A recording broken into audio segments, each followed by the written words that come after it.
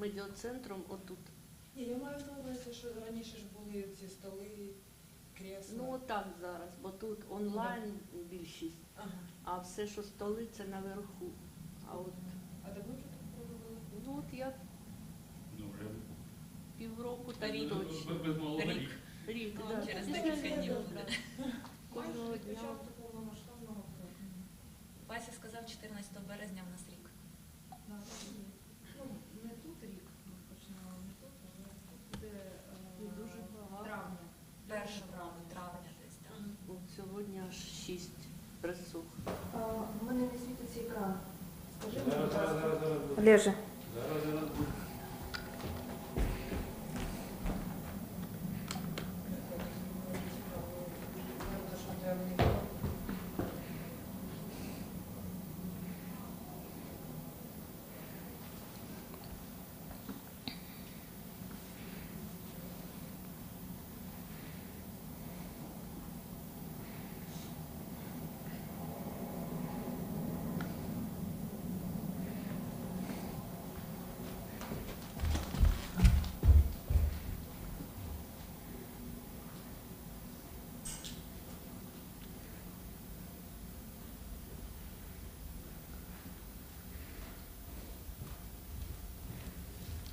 Добрий день, я вітаю всіх.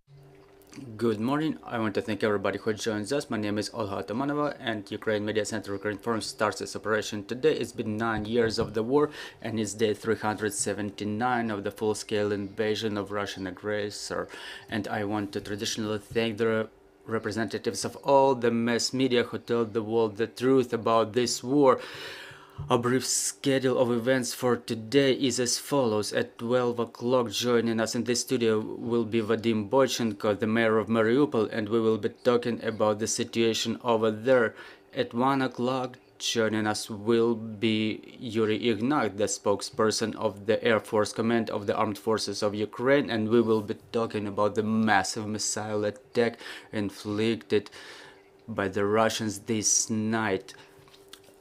At 13:30, joining us online will be Maxim Kozitsky, the military governor of Lviv, and we will talk about the aftermath of the night attack on Lviv region.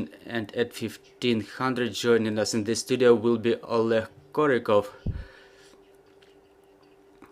the Chief State Inspector for Nuclear and Radiation Safety of Ukraine, and we will be talking about the situation in Zaporizhzhia nuclear power plant. At 5 o'clock, joining us online will be Serhii Gaidai, the mayor of Zhytomyr, and we will be talking about the consequences of the night attack on Zhytomyr region. And joining us online right now is Serhii Gaidai, the head of Luhansk Regional Military Administration. Good morning, Mr. Serhii. Good morning. Mr. Serhii, please tell us what is the situation over there in Luhansk region. Is there any advancement in liberation of our territories? Maybe you have any information about that. Well, the situation is under control by our defense forces, however, not so easy. The Russian occupation forces try to conduct offensive from all the directions, from Svatovsk, Kupiansk, Kremensky, and from the direction of Bilokorivka. They involve aviation, heavy material, and sometimes the infantry offensive is accompanied by a large number of tanks and other support vehicles. And we experience incessant shellings of all the settlements along the front lines. But talking about today specifically, today it's more or less quiet, but it happens on a regular basis after a couple of waves of enemies' offensive when their attacks get repelled, so they withdraw to replenish their reserves of personnel and vehicles that they keep losing. Well, talking about the last week, did the situation change in principle, or is it stable and under control? No, there is no advance of the enemy. The situation is stable and under full control by our defense forces. And talking about the citizens who remain in the occupied territories of Luhansk region. What do we know about them? What are the conditions they live in? How is the humanitarian situation over there? Maybe we know anything about the war crimes being committed by the Russians.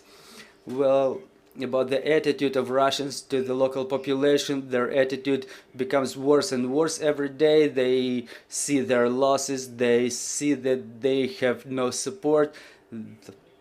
There is no rest for them, even in the rear of the occupied Luhansk region. Their barracks are being blown up even in the long distance from the front lines, from the forward edge, and their convoys are getting exploded, and sometimes where they keep their vehicles from the distance from the forward edge, they keep losing it even deep in the rear.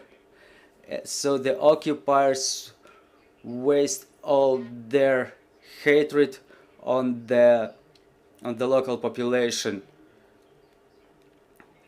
They keep looting, there is a maraudery going on, pillages, and people in the settlements along the front lines are getting evicted from their dwellings, and their housing is being occupied by the Russian occupational forces. About the humanitarian situation, well, there was no stable supply of gas, water, and electric powers, so all those problems still persist. The occupiers promised they would repair anything, but we understand that's all lies, and people see all of it.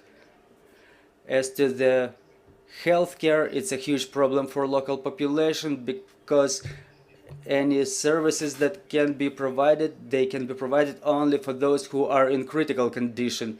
If people have something like flu or just some regular chronic diseases, they would not be accepted by any hospitals.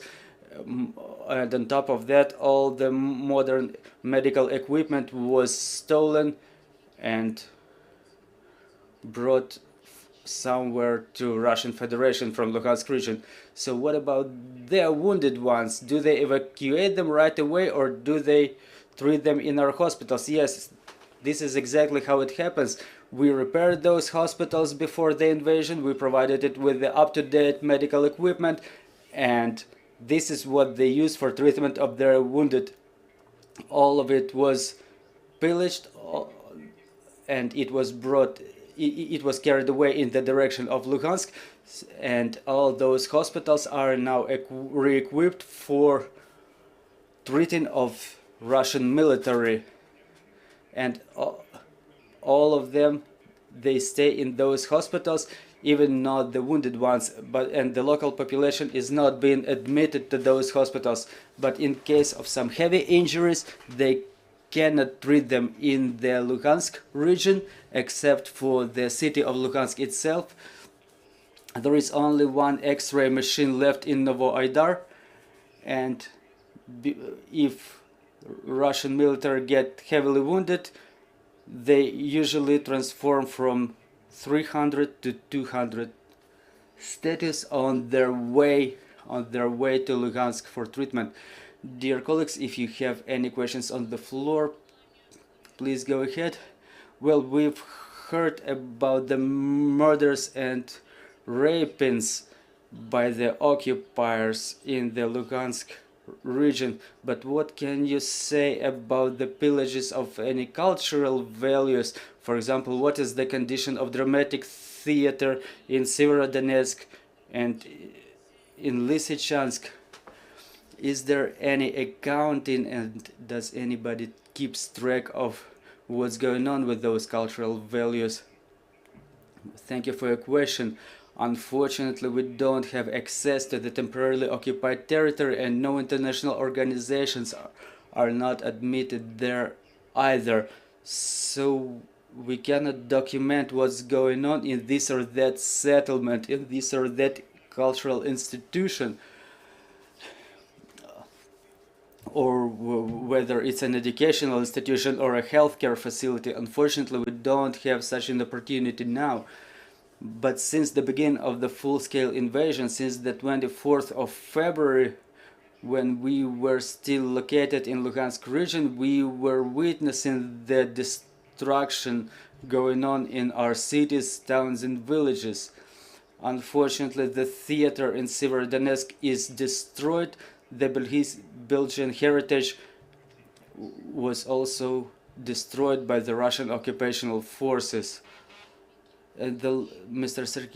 Serhii, another question about the dynamics of the presence of occupiers in Luhansk region. Do you observe their numbers increasing or reducing? What can we actually observe, and what can we tell about that? What does it tell us about their reserves? Yeah, they keep adding their reserves. The presence of personnel increases on a regular basis from the direction of Luhansk, but every day our defense forces reduce their numbers, and they reduce it substantially. So there is some parity in this regard. I hope our defense forces will keep reducing the number of occupiers, and we will keep helping us, because we're in constant touch.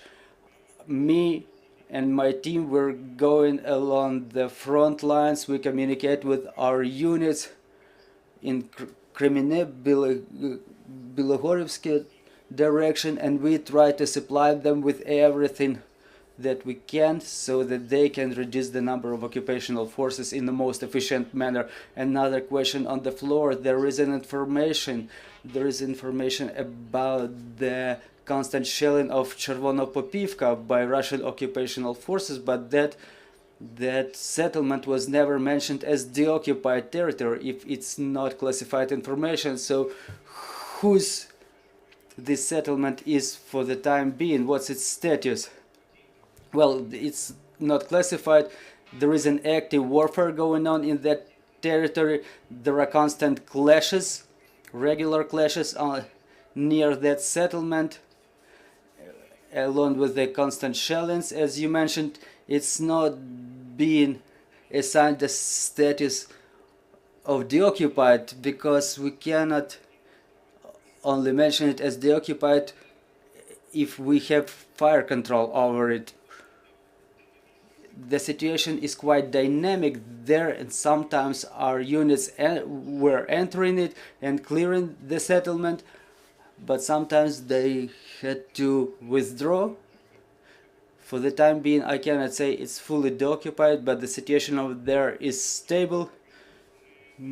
No one moves the front line in any direction in that sector. It's pretty good for us, because in view of the pressure of Russian occupational forces in that direction, we maintain the front line for a long time, and our defenders hold the line. So I think we should wait a little bit and then proceed to counter-offensive. Thank you, Mr. Serhii, for joining our broadcast. Dear colleagues, I'm reminded you joining us was Serhii Gaidai, the military governor of Luhansk region. Our next briefing is in 15 minutes, and we will talk about the situation in Mariupol, so bear with us. Trust in our armed forces, and glory to Ukraine.